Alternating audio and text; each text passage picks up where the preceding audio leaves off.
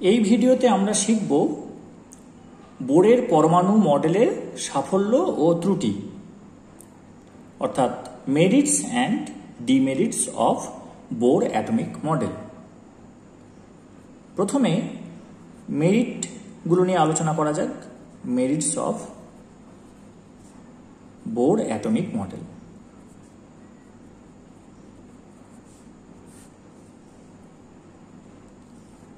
যেটা প্রথম সাফল্য সেটা হচ্ছে যে একটা স্টেবল অ্যাটমের কনসেপ্ট। তার আগে যারা অ্যাটম সম্পর্কে বলেছেন তারা কিন্তু স্টেবল অ্যাটমের কনসেপ্ট দিতে পারেননি। নিউট্রন, প্রোটন একটা ছোট জায়গার মধ্যে থাকছে এবং তাকে আবর্তন করছে ইলেকট্রন নির্দিষ্ট অরবিটে। While revolving in these definite orbits, electron will not emit or absorb any kind of energy. They will absorb or emit radiation while transition only. অর্থাৎ এখানে আবর্তন করাকালীন ইলেকট্রন কোনো প্রকার শক্তি বর্জন বা গ্রহণ করবে না। যখন ট্রানজিশন হবে তখন শক্তির আদান প্রদান হবে। এনার্জি অ্যাবজর্ব করে ও এক্সাইটেড স্টেটে চলে যাবে, এনার্জি রিলিজ করে ও গ্রাউন্ড স্টেটে বা লো এনার্জি স্টেটে ফিরে আসবে। এইভাবে একটা স্টেবল অ্যাটমের কনসেপ্ট উনি প্রথম দিয়েছিলেন। এটা একটা বিরাট সাফল্য, যেটা লাইন স্পেকট্রা অর্থাৎ রেখা বর্ণালী হাইড্রোজেনের ক্ষেত্রে পাওয়া গিয়েছিল। Lyman series, Balmer series, Paschen series, Brackett, Pfund, Humphrey, এইগুলোর ব্যাখ্যা দিয়েছিলেন রিডবার্গ একটা এম্পিরিক্যাল ইকুয়েশনের মাধ্যমে। Nu bar equals to R into 1 upon n1 square minus 1 আপন n2 স্কোয়ার। এই ইকুয়েশনটার অরিজিন কোত্থেকে এলো সেটা কিন্তু উনি বলতে পারেননি। উনি এটা বলেছিলেন যে লিম্যানের ক্ষেত্রে এখানে 1 বসাতে হবে আর এখানে বসাতে হবে 2, 3, 4, 5, 6। তার জন্য আমরা যে ওয়েভ নাম্বারগুলো পাবো এখানে এই ইকুয়েশনে বসিয়ে আর লাইন স্পেকট্রাতে যেগুলো পাবো তার সঙ্গে পুরোপুরি ম্যাচ করে যাবে। আবার বামার সিরিজের জন্য একই ইকুয়েশন ব্যবহার হবে, শুধু n1 ইকুয়ালস টু 2 হবে আর n2 হবে তারপর থেকে, অর্থাৎ 3, 4, 5, 6। এইভাবে এই একটাই পার্টিকুলার ইকুয়েশন কিন্তু সমস্ত লাইন স্পেকট্রাকে এক্সপ্লেন করতে পারছিল, কিন্তু এই ইকুয়েশনটা কোত্থেকে এসছে সেটা উনি বলতে পারেননি। তো এটা পড়াবার সময় বলেছিলাম যে যেই মডেল দেবে, যে বিজ্ঞানী মডেল দিন না কেন অ্যাটমের, তাকে কিন্তু এটা খেয়াল রাখতে হবে যে সে যেন এই ইকুয়েশনটা ড্রাইভ করে দেখাতে পারে। কারণ অ্যাটমের যেটা সিগনেচার, অ্যাটমের যেটা প্রকাশ, সেটা হচ্ছে লাইন স্পেকট্রা। অ্যাটমকে দেখা যায় না, কিন্তু অ্যাটম কার মধ্যে দিয়ে নিজের প্রকাশ প্রদর্শন করে সেটা হচ্ছে যে লাইন স্পেকট্রার মধ্যে দিয়ে। আর এই লাইন স্পেকট্রাকে অ্যাকুরেটলি মেজার করেছিলেন ওই বিজ্ঞানীরা, লিম্যান, বামার, প্যাসন, ব্র্যাকেট, ফান্ড, হামফ্রে। এবার কোথায় কোথায় পজিশন, সেই পজিশনগুলোকে সঠিকভাবে এক্সপ্লেন করছে এই এম্পিরিক্যাল ইকুয়েশন, যেটা রিডবার্গ ইকুয়েশন নামে বিখ্যাত। তাহলে এইটাকে এনে দেখাতে পারলে তবে লাইন স্পেকট্রার ব্যাখ্যা হবে, তবে সেই অ্যাটমিক মডেলটা অ্যাকসেপ্টেবল হবে, otherwise it will be rejected. তাহলে এইটা যদি দেখাতে পারে বোরের তত্ত্ব, তাহলে এটা একটা বিরাট সাফল্য তো বটেই, পাশাপাশি বোরের অ্যাটমিক মডেল যে অ্যাকসেপ্টেবল সেটাও কিন্তু এই সাফল্য সঙ্গে জড়িত। অর্থাৎ অ্যাকসেপ্টেবল হলে তবে তো তার সাফল্য ত্রুটির প্রসঙ্গটা আসছে।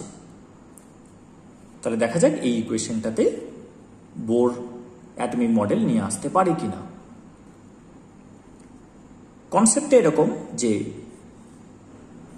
দুটো লেভেল আছে, একটা n1 একটা n2। যেটা লো এনার্জি সেটা n1 আর যেটা হাই এনার্জি সেটা n2। এর এনার্জি E1, এর এনার্জি E2। এবার একটা ইলেকট্রন n2 থেকে n1 এ জাম্প করলো। Transition is occurring from n2 orbit to n1 orbit. এখন এখানে যে এক্সট্রা এনার্জিটা আছে কম্পেয়ার টু দিস লেভেল, সেই এক্সট্রা এনার্জিটাকে ওকে একটা প্যাকেটের মধ্যে ভরে বার করে দিতে হবে। প্যাকেটের মধ্যে ভরে বার করে দিতে হবে কথাটা কেন বলছি, কারণ বোরের তত্ত্ব অনুযায়ী electrons are not allowed to move in any arbitrary orbit. যে কোনো কক্ষপথে ইলেকট্রন ঘুরতে পারে না। only those orbits are allowed where its angular momentum is integral multiple of h/2 পাই। অর্থাৎ এই অরবিটটা কিন্তু ফিক্সড, তারপরে এই জায়গাগুলোতে ও কিন্তু থাকতে পারবে না, আবার এই জায়গাটায় থাকতে পারবে। অর্থাৎ mvr equal to h/2 pi allowed, mvr equal to 2h/2 pi allowed, mvr equals to 3h/2 pi allowed, এইরকম। mvr equals to 2.7h/2 pi allowed নয়, অর্থাৎ মাঝের জায়গাগুলো বাদ যাচ্ছে। তাহলে ইলেকট্রন যদি এরকম এখানে থাকতে পারে আর এখানে থাকতে পারে, মাঝে থাকতে পারে না, তাহলে এই যে অ্যারোটা দিয়েছি এইভাবে এই পথ ধরে ধরে আসতে পারবে না। আমরা যেমন একটা প্লেস থেকে আরেকটা প্লেসে যাই, আমরা মাঝের রাস্তা দিয়ে যাই, অর্থাৎ মাঝের পথটা এনজয় করি, এর কিন্তু মাঝের পথ এনজয় করা নিষেধ। ওকে তাহলে এখানে ভ্যানিশ করে এখানে অ্যাপিয়ার করতে হবে, এখানে হাফিস হয়ে যাবে দিয়ে এখানে অ্যাপিয়ার করবে। এবার এখানে যদি অ্যাপিয়ার করে তাহলে ওর এনার্জি E1, আর এখানে যখন ভ্যানিশ করবো ওর এনার্জি E2। এটা বেশি, ধরে নিচ্ছি এটা 15, এটা 10, তাহলে বাকি যে 5, অর্থাৎ এখানে এলে তো 10 হবে শক্তি, তাহলে বাকি যে 5, সেই 5টা ও একটা প্যাকেটের মধ্যে ভরে বার করে দেবে। একবারই সুযোগ আছে, যখনই ভ্যানিশ করবে তখনই ওই এক্সট্রা এনার্জিটা ওকে বার করে দিতে হবে। এই যে quantum of energy, packet of energy, এর নাম হচ্ছে ফোটন। আর এই যে ছবিটা আঁকা হয়েছে এটা কাল্পনিক, এর সঙ্গে বাস্তবের কোনো মিল নেই। তাহলে এইটা রেডিয়েশনের ফর্মে বেরিয়ে এলো, ফোটন বেরিয়ে এলো। তাহলে যে ফোটনটা বেরিয়ে এলো সেইটার সাথে এনার্জিটা কিভাবে রিলেটেড, সেটা হচ্ছে daily equals to E2 minus E1 equals to h new. এই ফোটনটার এনার্জি এর কম্পাঙ্কের সঙ্গে সমানুপাতিক, it is proportional to its frequency. যখন প্রপোর্শনালিটি তুলব এখানে প্লাঙ্কস কনস্ট্যান্ট আসবে। এবার এই ই এর এক্সপ্রেশন বোরের তত্ত্ব থেকে পাওয়া গেছে, সেটা কি আমরা জানি En equals to minus 2π² m z² e⁴ আপন n² h²। তাহলে এই E2 মাইনাস E1 এটা আমরা বের করে ফেলি। E2 মাইনাস E1 এটা ভ্যালুগুলো বসাই, মাইনাস 2π² m z² e⁴ আপন এটা n2² h², কারণ এটা n2 করসপন্ডিং এনার্জি। মাইনাসে মাইনাসে প্লাস হলো 2π² m z² e⁴ আপন n1² h²। কমন যাচ্ছে কি 2π² m z² e⁴ আপন h² কমন যাচ্ছে, এটা 1 আপন n1² মাইনাস 1 আপন n2²। এবার ডেলির যে সম্পর্কটা ফ্রিকোয়েন্সির সাথে সেটা h নিউ। এবার আমরা জানি nu bar equals to nu by c, অর্থাৎ ওয়েভ নাম্বার হচ্ছে frequency by velocity of light. তাহলে nu equals to c nu bar, তাহলে এটা হবে hc নিউ বার, অর্থাৎ ডেলি সমান hc নিউ বার।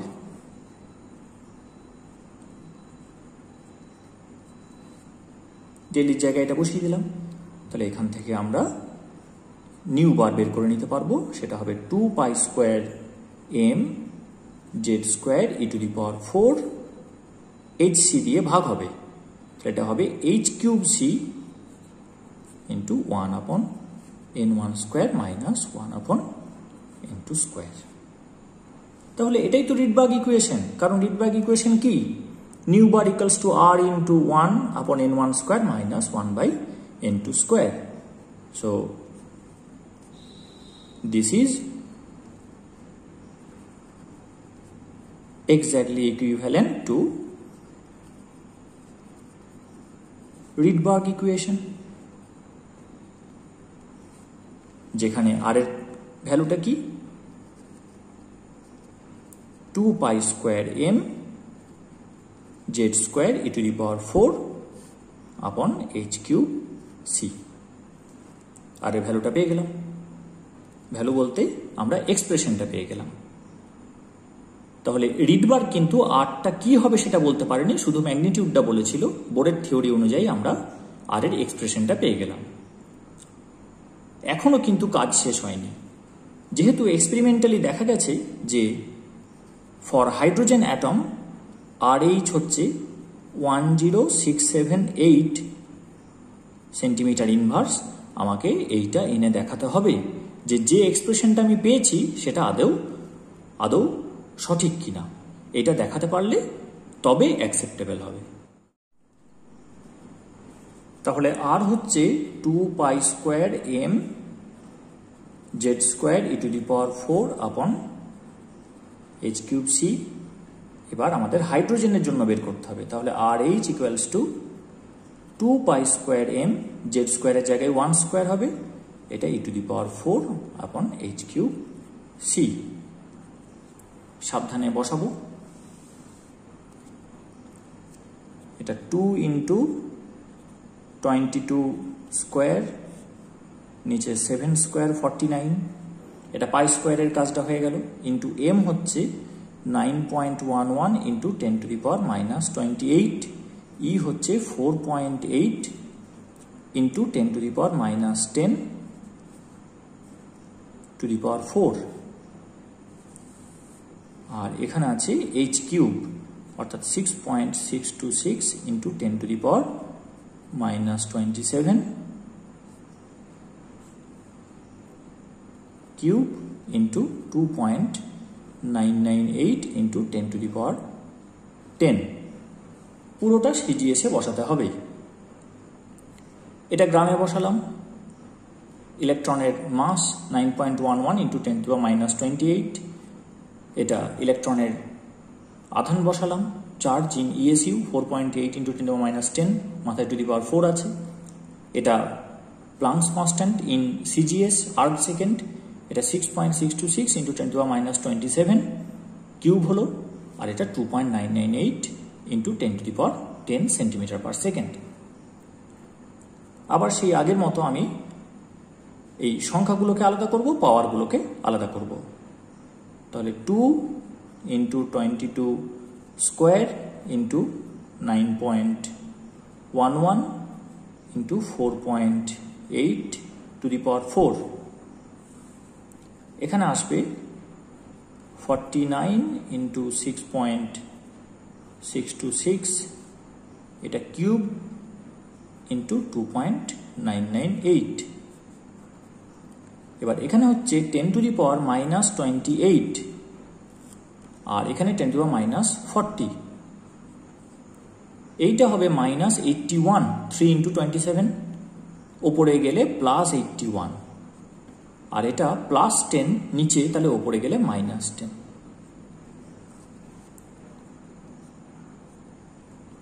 এটা ক্যালকুলেশন করলে কি হয় দেখা যাক। 2 into 22 into 22 into 9.11 into 4.8 into 4.8 into 4.8 into 4.8, ওপরেরটা হয়ে গেল। Divided by 49 equals to divided by 6.626 equals to divided by 6.626 equals to divided by 6.626 equals to divided by 2.998 আসছে 109.5409, 109.5409, 109.5409 ইন্টু 10 to the power, এটা 81 থেকে 10 বাদ গেলে 71, আর এটা হচ্ছে 40 আর 28 68, তাহলে 71 minus 68 it will be 3। R RH এর একক হবে, যেহেতু এটা wave number, centimetre inverse, or RH equals to 109 0.54, 0.9 almost equal to 1 centimetre inverse. এই 1000টা এখানে গুণ হলো, তাহলে 540.9, এটা 541 ধরে নিলাম।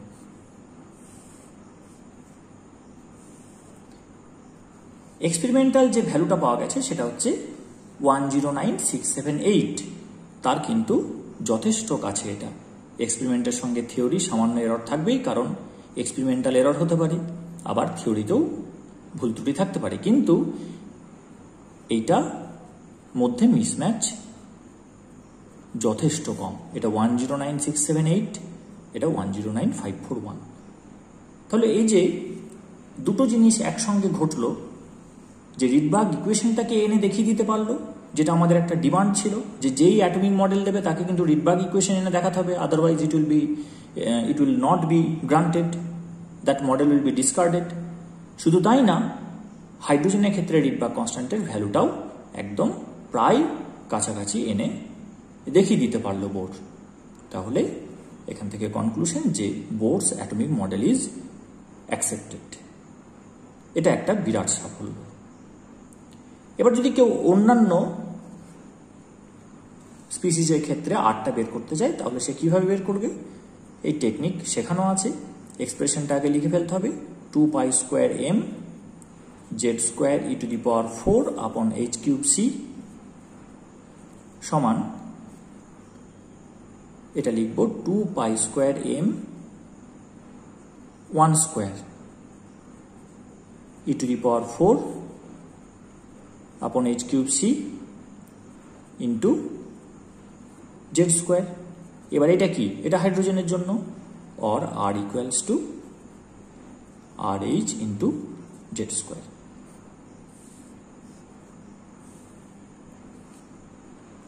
তাহলে আমাকে যদি দেয় Li2+ বা হিলিয়াম, তাদের ক্ষেত্রে আমি আরটা বের করতে পারবো। Li2+ এর ক্ষেত্রে এখানে 3 বসবে, কারণ এখানে 3টে প্রোটন আছে। হিলিয়ামের ক্ষেত্রে এখানে 2 বসবে। আর RH এর ভ্যালু তো আমাদের জানা আছে, আমরা এক্সপেরিমেন্টাল ভ্যালুটা নিয়ে কাজ করব, 109678। তাহলে এটা হচ্ছে দ্বিতীয় সাফল্য। রিডবার্গ যখন ইকুয়েশনটা দিয়েছিলেন লাইন স্পেকট্রাতে, তখন উনি বলেছিলেন যে ফর লিম্যান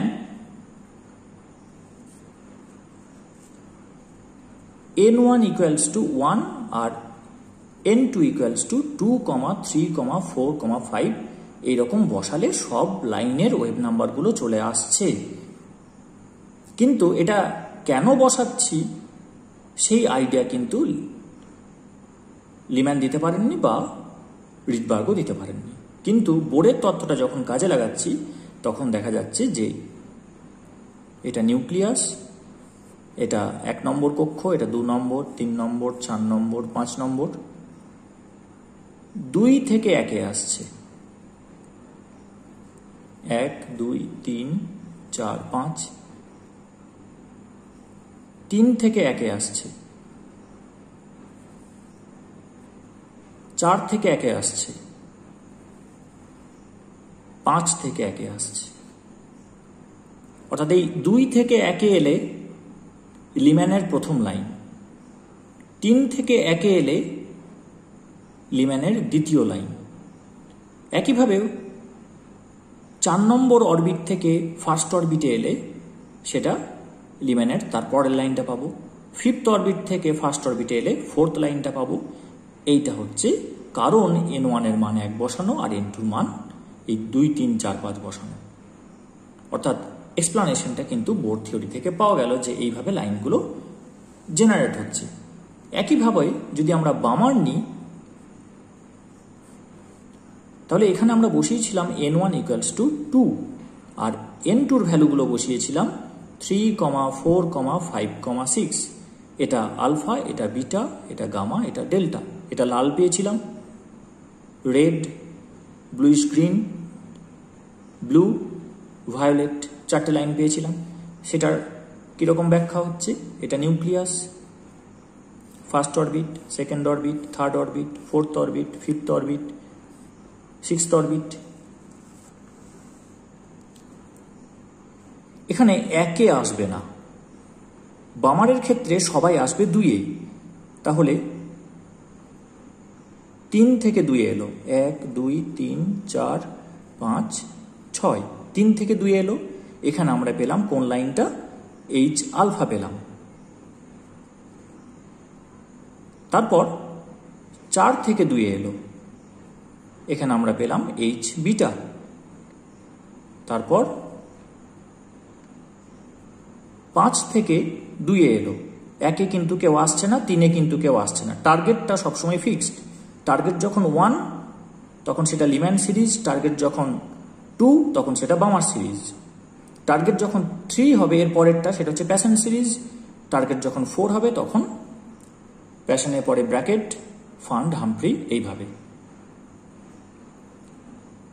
এরপর 6 থেকে আসছে, 6 থেকে কোথায় আসবে? 2-এ আসবে। এখানে পাবো আমরা, আচ্ছা এখানে আমরা পেয়েছি এইচ গামা, এখানে পেলাম এইচ ডেল্টা। এবার দেখতে পাচ্ছি যে এই যে গ্যাপ, তার থেকে এই গ্যাপটা বেশি, তাহলে গ্যাপ বেশি হলে এনার্জি ডিফারেন্স বাড়বে, এনার্জি ডিফারেন্স বাড়লে ফ্রিকোয়েন্সি বাড়বে, ফ্রিকোয়েন্সি বাড়লে লাইটটা রেড থেকে ভায়োলেটের দিকে শিফট করবে। তাহলে এই লাইটটা রেড হলে এটা ব্লুইশ গ্রিন, ব্লুইশ গ্রিন হলে এটা ব্লু, এটা ভায়োলেট। আর আমরা জানি যে এনার্জিটা কম্প্রেস করতে থাকে, এনার্জি গ্যাপটা কমতে থাকে যত ওপরে যাওয়া যায়, এটা আগে আলোচনা করেছি আমরা। তাহলে প্রথমটা যদি রেড পাওয়া যায়, তারপরেরটা সামান্য একটু চেঞ্জ হবে, রেড থেকে ব্লুইশ গ্রিন হলো, তারপরে গ্যাপটা আরও কম, অর্থাৎ ব্লুইশ গ্রিনের পরেরটাই পেয়ে গেলাম ব্লু, আর তারপরে গ্যাপটা আরও কমলো, ফলে আমরা ভায়োলেট পেয়ে গেলাম, ভিপজিওরের মধ্যেই রইল। এরপর যখন 3-এ চলে যাব, অর্থাৎ 4 থেকে 3-এ আসবে, 5 থেকে 3-এ আসবে, তখন কিন্তু আর ভিপজিওর পাচ্ছি না, তখন আমরা পাবো ইনফ্রারেড। আর তারপরেরগুলো সবই ছোট ছোট ছোট ছোট গ্যাপ, ফলে সবগুলোই থাকবে ইনফ্রারেডে। অর্থাৎ প্যাশনটা আমরা পাবো ইনফ্রারেডে, তারপর ব্র্যাকেট, ফান্ড, হামফ্রে সবই পাবো ফার ইনফ্রারেডে। তাহলে লাইন স্পেকট্রাটা এন্টায়ারলি ব্যাখ্যা হয়ে গেল, এটা আরেকটা সাফল্য। এরপরের যে সাফল্যটা রয়েছে সেটা হচ্ছে যে আয়োনাইজেশন এনার্জি সম্পর্কে একদম কোয়ান্টিটেটিভ কনসেপ্ট, অর্থাৎ কতটা হবে আয়নায়ন শক্তি সেটা সম্পর্কে ধারণা দিতে পারছে বোরের পরমাণু মডেল। তো এই আয়োনাইজেশন এনার্জিটা কি? এটা হচ্ছে যে একটা অ্যাটম নিতে হবে, সেটাকে আইসোলেট করতে হবে গ্যাসিয়াস অবস্থায়, অর্থাৎ গ্যাসীয় অবস্থায় বিচ্ছিন্ন করতে হবে। তাহলে এটা লিখবো আমি এখানে গ্যাসিয়াস আইসোলেটেড, এবং মলিকিউল নয়, এটা অ্যাটম। এটাকে আমরা মোনোপজিটিভ আয়নে কনভার্ট করব, অর্থাৎ এর যে ইলেকট্রনটা রয়েছে সেটাকে আমরা বের করে নেব। যে মিনিমাম এনার্জিটা এখানে দিতে হবে সেটা হচ্ছে আয়োনাইজেশন এনার্জি বা আয়োনাইজেশন পোটেনশিয়াল, আয়নন বিভব বা আয়নন শক্তি। গ্যাসিয়াস আইসোলেটেড অ্যাটম, সেটাকে মোনোপজিটিভ আয়নে কনভার্ট করব ইলেকট্রনটাকে এক্সট্রাক্ট করে। কোন ইলেকট্রনটা এক্সট্রাক্ট করতে হয়? যেটা একদম বাইরের, মোস্ট লুজলি বাউন্ড। কিন্তু এখানে যেহেতু একটাই ইলেকট্রন আছে, এই প্রসঙ্গটা এখানে কাজ করবে না। যখন আমরা এমন একটা অ্যাটম নেব যেখানে প্রচুর ইলেকট্রন আছে, সেখানে এই ডেফিনিশনটা কাজ করবে কিভাবে না, সবচেয়ে বাইরের যে ইলেকট্রনটা সেইটাকে আমাকে এক্সট্রাক্ট করতে হবে। ন্যূনতম শক্তিটা কেন বলা হচ্ছে? যদি এটা 5 জুল দিলে বেরিয়ে যায়, তাহলে 6 জুল দিলেও বেরিয়ে যাবে, 10 জুল দিলেও বেরিয়ে যাবে। বাকি এনার্জিটা কি করবে? এর কাইনেটিক এনার্জি হবে আর এর কাইনেটিক এনার্জি হবে। তাহলে সেইগুলো তো নিয়ে আমার লাভ নেই, তাহলে তো 100 জুলও দেওয়া যেতে পারে। বেরোনোর পরে দুজনেই বিরাট জোরে ছুটতে লাগবে এক্সেস এনার্জিটা নিয়ে, তাহলে সেটা তো আয়োনাইজেশন এনার্জি হলো না, সেটা ionisation energy plus kinetic energy হয়ে গেল। সেই জন্য আমাকে কিভাবে ক্যালকুলেট করতে হবে? জাস্ট সেই শক্তিটুকু আমি দেব যাতে ইলেকট্রনটা এই কক্ষ থেকে বেরিয়ে চলে আসে। বেরিয়ে আসার পরে যেন এটাও রেস্টে থাকে, এটাও রেস্টে থাকে, অর্থাৎ এক্সট্রা যেন এনার্জি আমি খরচ করে না ফেলি। সেক্ষেত্রে ডেফিনিশনটা ভুল হয়ে যাবে, সংজ্ঞাটা ভুল হয়ে যাবে। এইটাকে ক্যালকুলেট করতে হবে।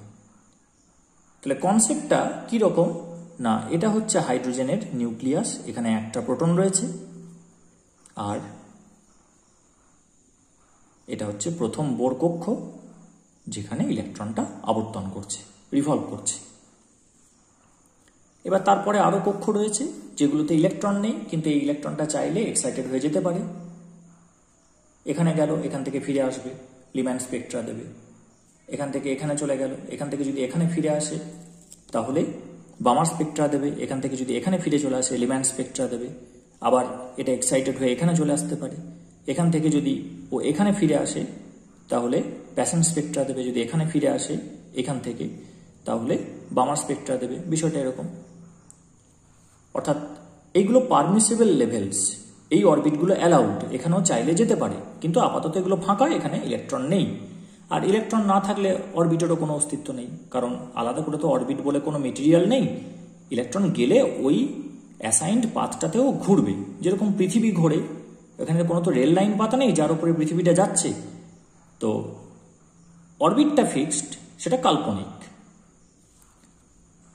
এখন এই ইলেকট্রনটাকে অ্যাটমটাকে আয়োনাইজ করা মানে হচ্ছে ইলেকট্রনটাকে আমাকে অ্যাটম থেকে এই নিউক্লিয়াসের ফিল্ডের বাইরে বার করে দিতে হবে।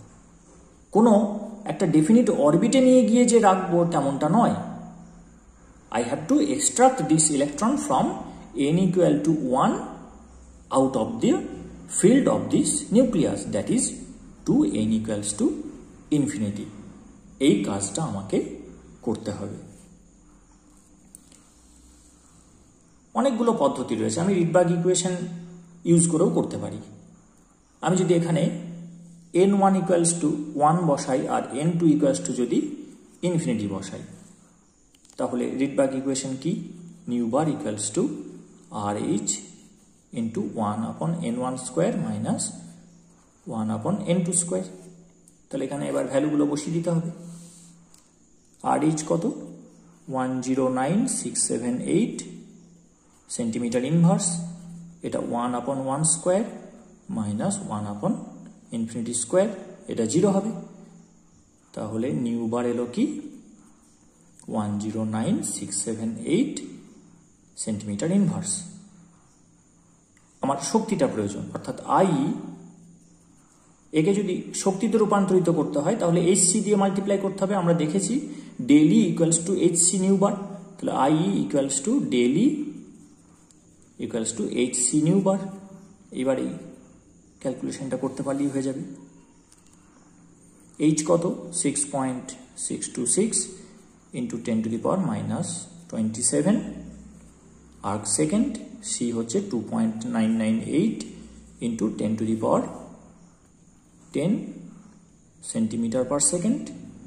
আর নিউ বার 109,678 সেন্টিমিটার ইনভার্স।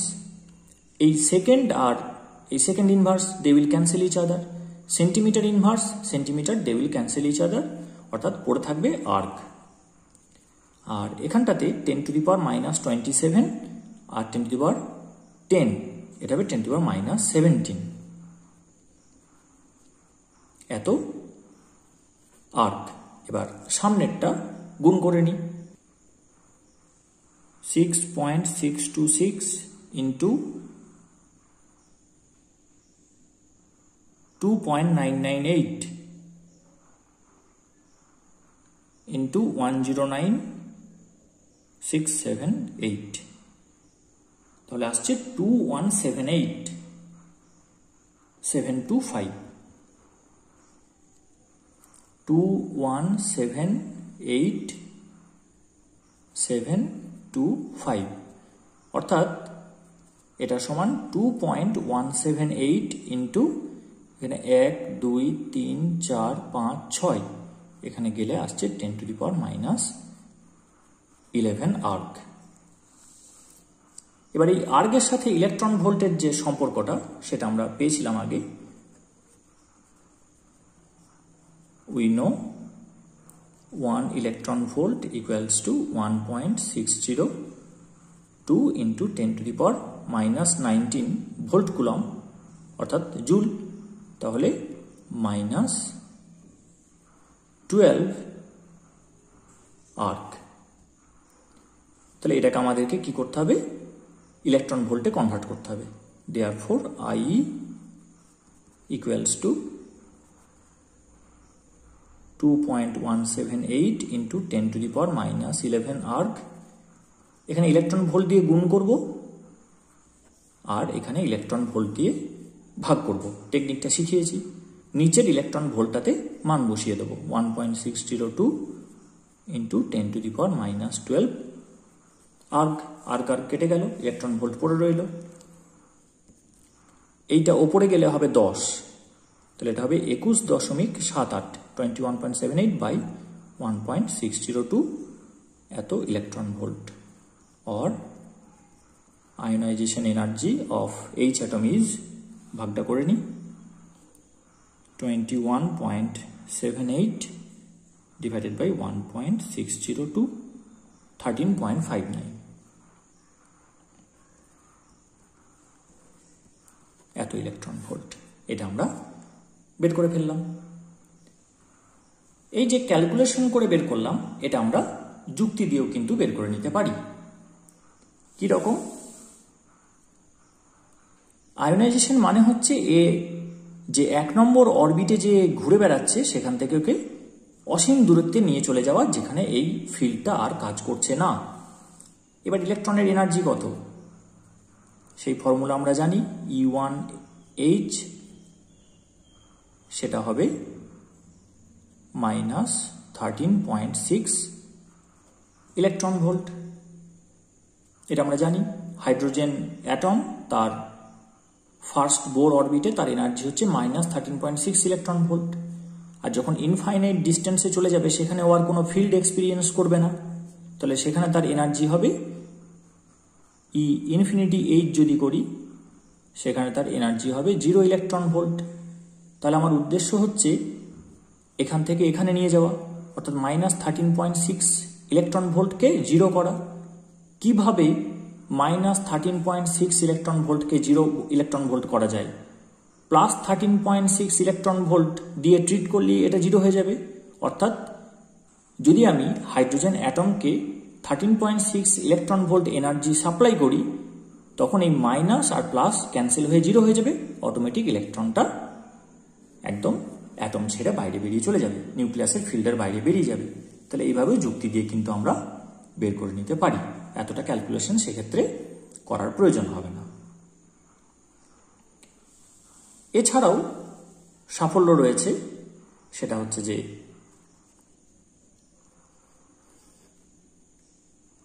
যেটা R1H অর্থাৎ হাইড্রোজেন অ্যাটমের ক্ষেত্রে ফার্স্ট বোর অরবিটের রেডিয়াস, সেটা 0.529 অ্যাংস্ট্রম আমরা পেয়েছিলাম। এই রেডিয়াসটা ভবিষ্যতে যখন কারেকশন হয়েছে, নতুন মডেল এসছে, দেখা গেছে এর কোনো অন্যথা হয়নি, অর্থাৎ এটা সঠিক। তো এইগুলো হচ্ছে বোরের অ্যাটমিক মডেলের ট্রায়াম্পস, ভিক্টরি বা মেরিট, সাফল্য। এরপর আসছি ত্রুটিতে। Demerits of Bohr atomic model, Bohr's atomic model, বোরের পরমাণু তত্ত্বের ত্রুটি। প্রথম যে ত্রুটিটা সেটা হলো যে এটা শুধুমাত্র সিঙ্গেল ইলেকট্রন সিস্টেমের জন্য valid, like H, Li2+, helium plus, এই সমস্ত সিঙ্গেল ইলেকট্রন সিস্টেমের জন্য ভ্যালিড। কিন্তু যদি আমরা হিলিয়াম নিই, Li+ নিই, বেরিলিয়াম-2+ নিই, তাহলে কিন্তু এটা ভ্যালিড হবে না। সিঙ্গেল ইলেকট্রন সিস্টেম যদি হয় তবেই ভ্যালিড হবে। ইলেকট্রন সংখ্যা 1-এর বেশি হয়ে গেলেই আর এই তত্ত্বকে অ্যাপ্লাই করা যাবে না। এটা একটা বিরাট ত্রুটি, কারণ খুব স্পেসিফিক হয়ে যাচ্ছে অ্যাপ্লিকেশনটা। কারণ আগে আলোচনা হয়েছে যে যদি কোনো সিস্টেমে 1-এর বেশি ইলেকট্রন থাকে তাহলে তারা পরস্পরকে বিকর্ষণ করবে। If a system contains more than one electron, then those two like charges will repel each other. ফোর্সটা কি হবে? Force of repulsion that will be Q1 into Q2 আপন আর স্কোয়ার। এবার দুটো ইলেকট্রন অর্থাৎ E ইন্টু ই আপন আর স্কোয়ার, তাহলে ই square by R square. এই এক্সপ্রেশনটা bore কোথাও কিন্তু তার থিওরিতে ইউজ করেননি। যতগুলো পস্টুলেট বলেছেন সেখানে কোথাও এটা ইউজ করেননি। তাহলে দুই বা তার বেশি সংখ্যক ইলেকট্রন আছে এমন সিস্টেমে এটা অ্যাপ্লাই করা যাবে না। We cannot apply, we must not apply Bohr's theory to any system which contains more than one electron. This is a demerit of Bohr's atomic model.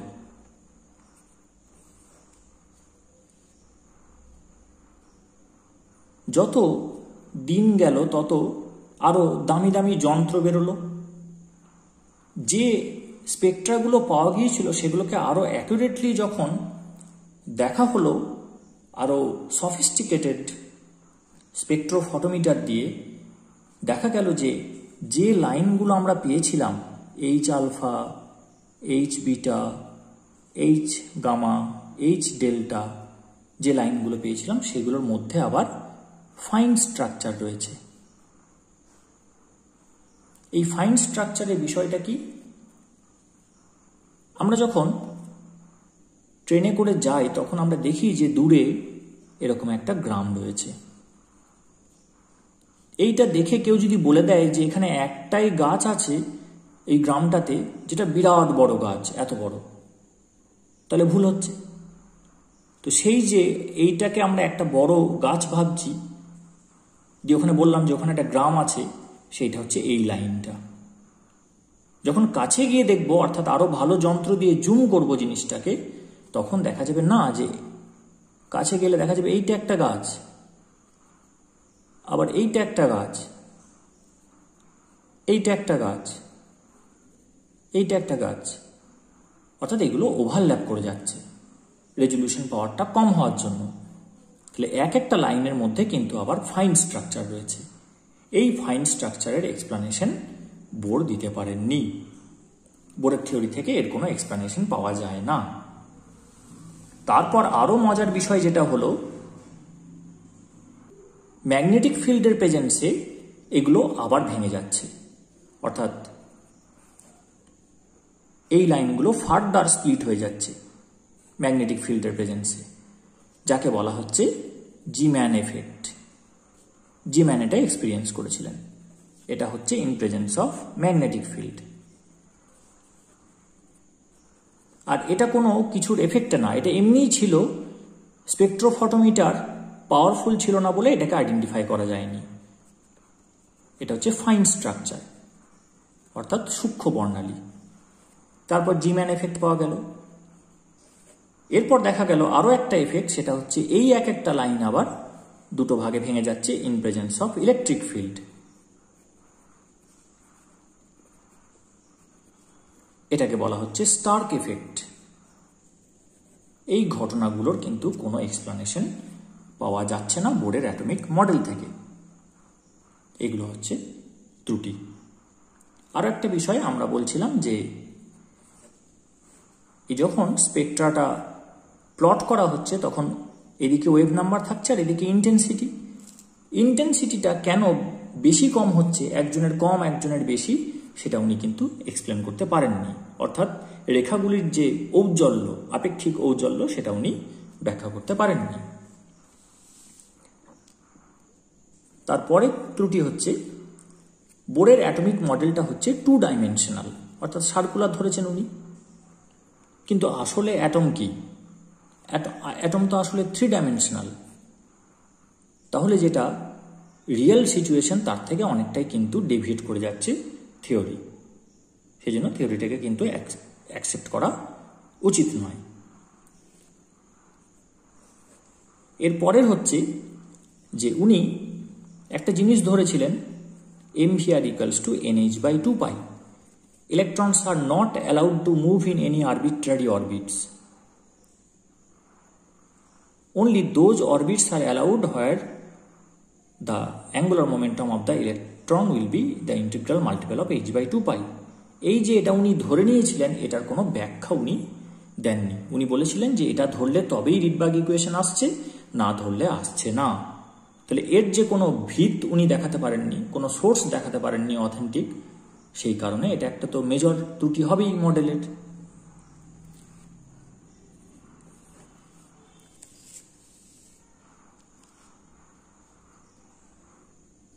উনি একটা ইকুয়েশন ব্যবহার করেছেন, mv²/r = Jd²/r²। এইটা হচ্ছে ইলেকট্রোস্ট্যাটিক্স, এইটা হচ্ছে ক্লাসিক্যাল মেকানিক্স।